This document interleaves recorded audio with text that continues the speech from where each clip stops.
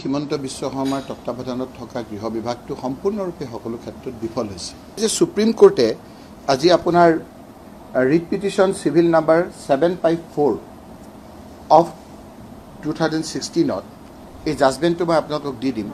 এই জাজমেণ্টটো দিছে, এই জাজমেণ্টটো অতি গুৰুত্বপূৰ্ণ আৰু এই জাজমেণ্টৰ পিছত প্ৰত্যেকখন ৰাজ্যই এইখন পালন কৰিব লাগিব। 45 পেজৰ আপোনাৰ যিটো জাজমেণ্ট, যিকোনো ধৰণৰ দলবদ্ধ হত্যা, গণ উন্মাদনাত, লিঞ্চিং আৰু মব লিঞ্চিঙৰ ভাইলেন্সৰ প্ৰত্যক্ষ বা পৰোক্ষভাৱে অংশগ্ৰহণ কৰা অথবা জড়িত ব্যক্তিসকলক কঠোৰ পৰিণামৰ সন্মুখীন হ'ব।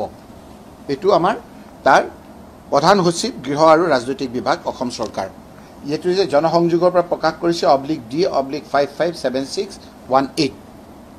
এইটো সুপ্ৰিম কোৰ্টৰ নিৰ্দেশৰ পিছত প্ৰত্যেকখন ৰাজ্যই এই ব্যৱস্থা ল'বৰ কাৰণে বাধ্য হৈছে আৰু গুহাৰি যোগেদি সকলো ৰাইজক জনাইছে, সকলো পুলিচ বিষয়াক জনাইছে।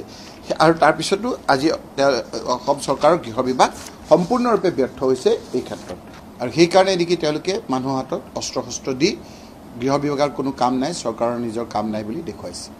গতিকে আমি কৈছোঁ, যদি কোনো এনে দুখীয়া নিচলা লোকসকলে এনেদৰে অত্যাচাৰিত হয়, এনেদৰে তেওঁলোকে কোনো লোকৰ দ্বাৰা, উন্মাদনাত থকা লোকসকলৰ দ্বাৰা অত্যাচাৰিত হয় আৰু আমাৰ সুপ্ৰিম কোৰ্টৰ নিৰ্দেশ থকাৰ পিছতো আপোনালোকে যদি তেনেকৈ যদি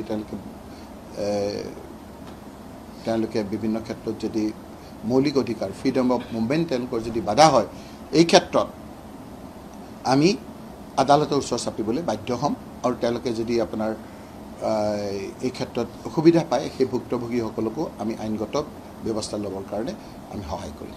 এইবাৰতো আপোনাৰ পাৰ্লিয়ামেণ্ট চলিবই দিয়া নাই। আন্দোলন কৰি কৰি কৰি সোনিয়া গান্ধী, আমাৰ খাৰ্গে ডাঙৰীয়া, ৰাহুল গান্ধী ডাঙৰীয়া, আমি সকলোৱে বৰষুণত তিতি আন্দোলন কৰাৰ প্ৰেক্ষিতত চৰকাৰে সেৱক হ'বলৈ বাধ্য হ'ল।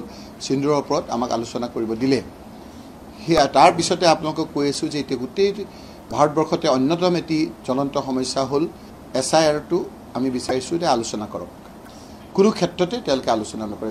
আপোনালোকৰ যদি একো নাই, তাত যদি কোনো 2 নম্বৰী আপোনালোকে ভোট কাটিব বিচৰা, 2 নম্বৰী কৰিব বিচৰা নাই, যদি আপোনাৰ জেনুইন মানুহৰ নাম কাটিব আপোনালোকে বিচৰা নাই, তেতিয়াহ'লে এইটোত আলোচনা কৰাত কি বাধাটো আছে?